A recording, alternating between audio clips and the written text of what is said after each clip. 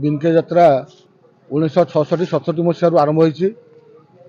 आज आसिक प्रत्येक वर्ष फाल्गुन अष्टदोल फाल्गुन दोल पूर्णिमा पर अष्टदोल नवम और दशम 3 दिन माँ यात्रा चली था। ए वर्ष 11, 12 और 13 तारीख 3 दिन माँ यात्रा। आज तार अंतिम दिवस।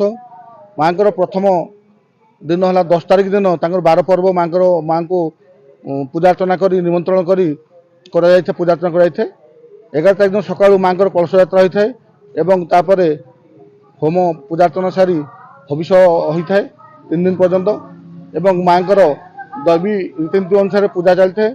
प्रत्येक दिन संध्यारे सांस्कृतिक कार्यक्रम चलते है। अपेरा विभिन्न 5-6टा जिलूर दुकान बाड़ी सब आस घर आसे सब जिन आसता है।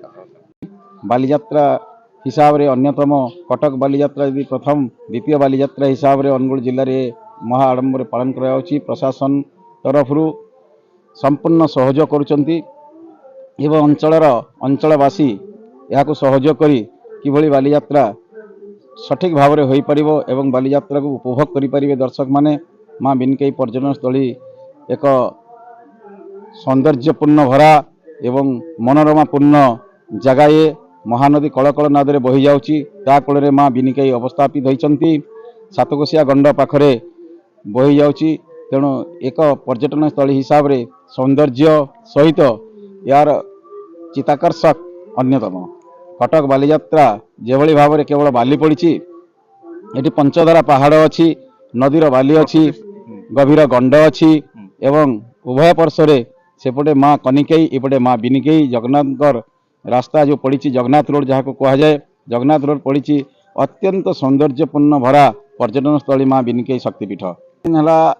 दर्शक मान भिड़ जमी एवं दर्शक माने माँ पाखरे विभिन्न प्रकार तांकर मानसिक मनासी दर्शन करुचंती। लोक संख्यार प्रबल भिड़ अच्छी एवं जो दुकान बजार 4 गोटी जिलूर आसचंती।